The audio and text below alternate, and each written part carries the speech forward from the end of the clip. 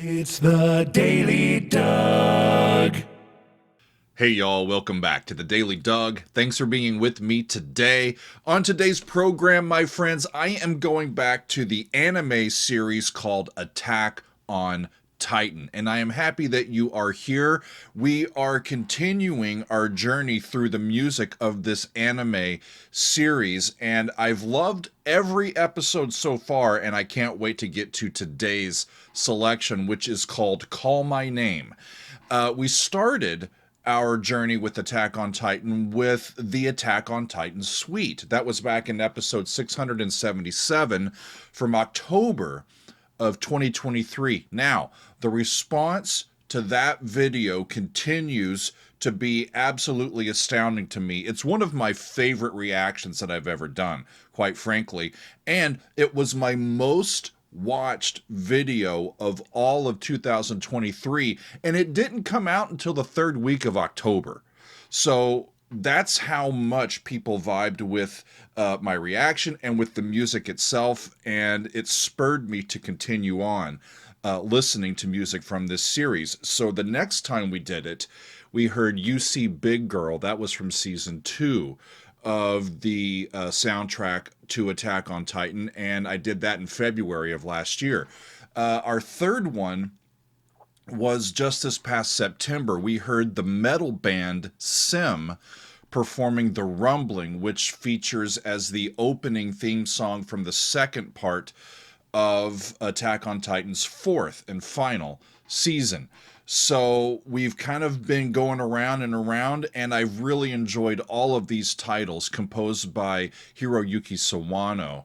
And I was recently asked to return to this series and the composer to listen to Call My Name, and that is what I am up to today. So this song first appears on the original soundtrack for Attack on Titan. It's towards the end of the soundtrack, and it features the male vocalist MPI, who sings in English, and he also wrote the lyrics for the song.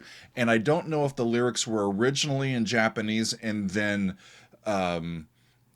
translated into English for the singing, or if they were always in English. I'm not sure.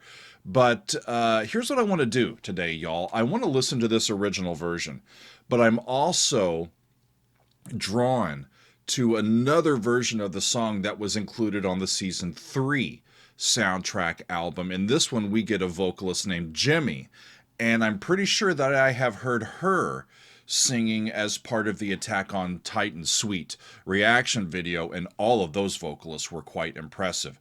So I'm going to hear the original, and then I'm going to hear this other version, two different vocalists, one a male and one female. So I'll be curious to see if they're in the same key, how they alter things, and just if anything has changed, what is changed in terms of the orchestration and the structure of the piece and all of that. So this is going to be a fun time, y'all. I have the original version from season 1 up first. I am making use of a lyric video so that we can all follow along. I think we should get to it, friends. Here is Call Your Name from Attack on Titan. Here we go.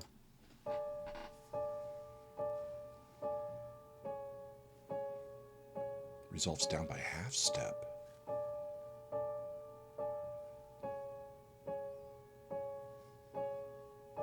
She lost a bride a month ago. His picture on the wall, and it reminds me. It's like D down to C sharp. When she It's brings lay me a smile. to soul is what it sounds like to me. I wish I could be with her till my last day. That means that's 1, F sharp. She said she gave all her love to me. I love the whispering in there too. We dream a new life, some praise to be at peace. But things All of change this suddenly. seems like it's leading to something. In this disaster, There's the 4. I'm crying. Woo! Missing my lover. I don't have that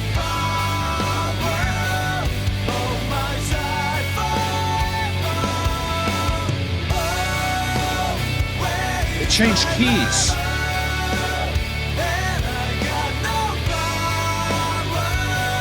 Lay, sol.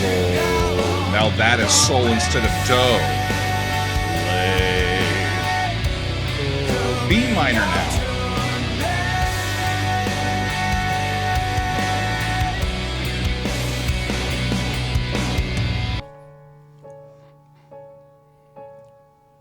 Big change.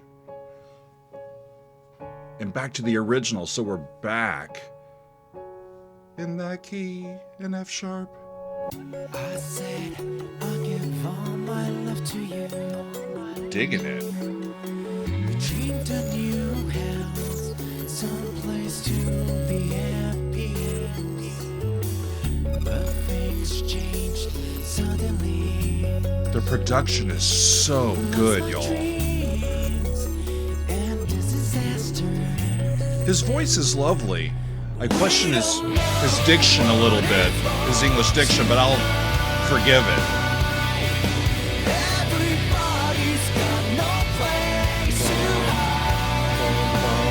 Right. So back to B minor. That's flat 6 to flat 7 to 1. How about that?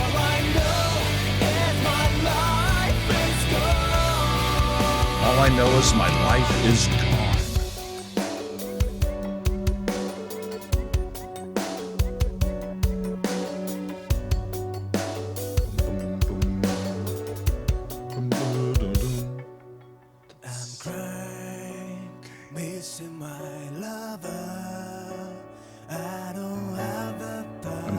Missing my lover, I don't have the power on my side forever.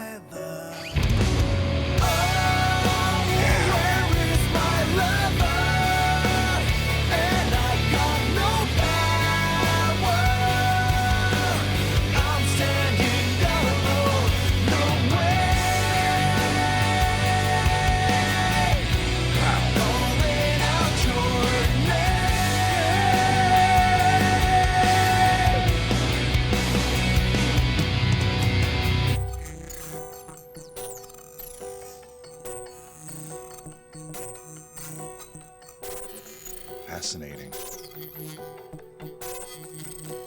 Powerful, electronic, but vulnerable where it needs to be.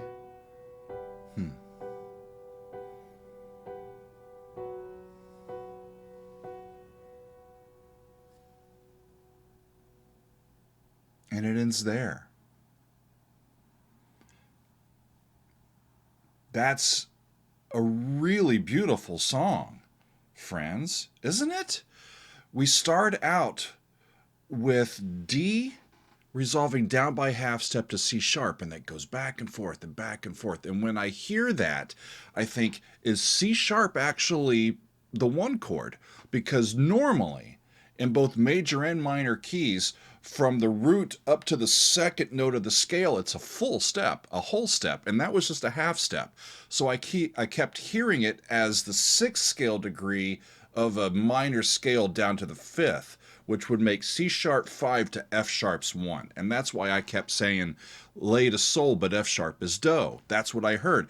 And then when we get into it, F sharp becomes the dominant and we move to B instead. And they keep doing the same thing. G to F sharp in its relation to B is exactly the same as D to C sharp in its relation to F sharp. They just move the music from F sharp to B.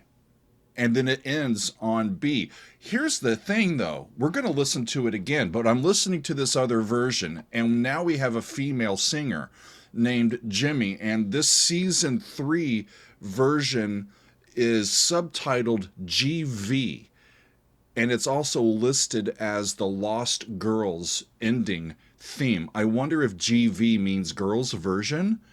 I don't know. And quite frankly, doing research into these titles and to this series itself is a little tricky because the information online is kind of cryptic about it, but I gleaned from it what I believe that I could, and I'm eager to compare and contrast what we're going to hear now to what we just heard. So let's get to it before I forget too much about what I just heard. Here is the GV, the Lost Girls version of Call Your Name from Hiroyuki Sawano. Off we go.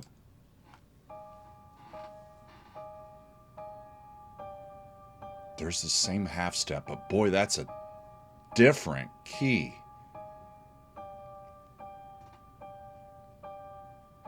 She lost her brother a month ago. His picture on a wall, and it reminds me. Love the open nature of the piano. It gives it an openness in the voicing. You don't have to always fill in all the notes of the chord. C minor. So that's okay. Le, sol, le, do, right? So it's a tritone higher than the original one.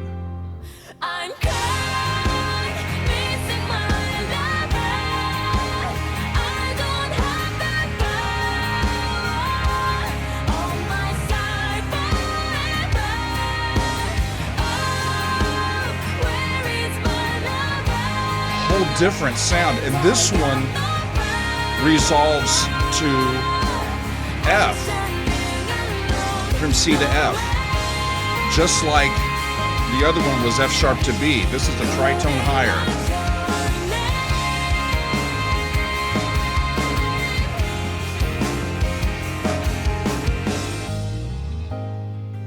I wonder if this time it's a whole different character going through the same or similar emotions or things in the story, and it's sung from the point of view of a female this time. Be curious about that.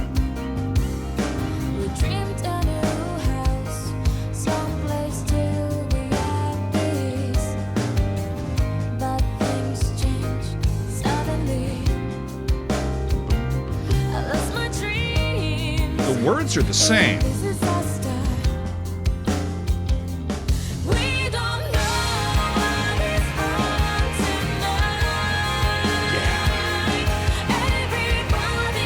Six, five, 7 to 1.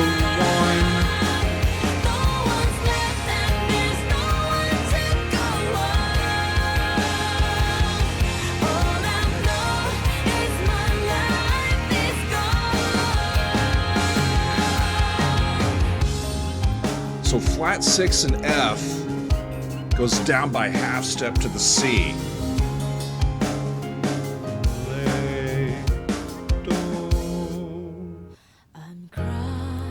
Similar breakdown as before.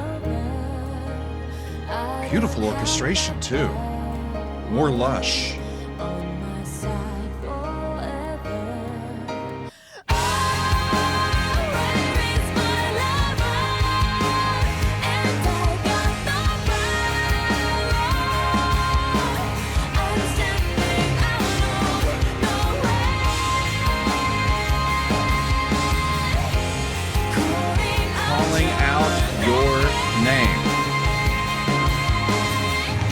Missing their person.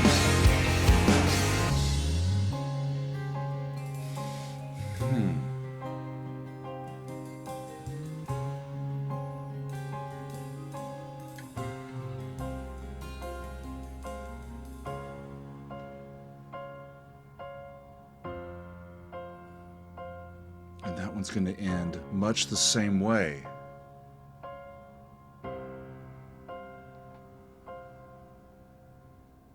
Maybe not. That ends on the 5 chord. Did the other one end on the 5 chord? I just heard it and I can't remember now. Well, how fun was that, by the way? I think, on just a first hearing, I think I like the second one better. I really enjoy... I mean, her singing, I think, is really, really great. MPI's was wonderful as well. I just think she's on a little bit of a step up in terms of vocal power. And I also loved having the multiple voices, the harmony voices supporting, especially in the choruses. But how about that? It shows you that a good song works no matter what key you put it in, y'all. It's a relatively simple tune, although it does have that modulation in it. But yeah, the first one starts in F sharp and goes to B, and the second one starts in C and goes to F, a tritone higher. Specifically, probably just to get right in the right key for what Jimmy wanted to do. I've seen this happen on Broadway quite a bit. You come out, you write these songs, you get them together for a Broadway show, and then the keys of the songs sometimes are set in stone, but other times they're really workable and pliable to whoever gets cast in the role, and whatever works best for their specific range. You move the piece and put it in the key that's going to make them help them sound the best that they can. And you might have to rewrite a transition to get into it and get out of it to get into that key. But a lot of times, the key doesn't matter. Where it fits in the vocalist's range does, or at least it matters more. Imagine if she was trying to sing that whole thing half an octave lower than where she was. It wouldn't have had the same effect. Or imagine if he had to sing it a half an octave higher. Also wouldn't have worked. But both of them work really well because they're in the right keys for their specific voices. And that's an important thing to make note of, I believe. Y'all, this is my fourth time coming back here to Attack on Titan, and I think I'm into this enough that I should actually watch the series. I've never watched any anime, y'all. It's just passed me by, and I'm, just now over the past several months getting into some of the music and names of composers and series that I'm learning just enough to be dangerous when it comes to anime. But I'm thinking that I should actually watch this. It looks like it's available. I looked this up actually to stream on both Hulu and Amazon Prime, and I think I can make that work for myself. So my question is, should I film it? I've never done any reactions to television shows or movies yet. Maybe I should. Maybe I should. Would y'all watch that?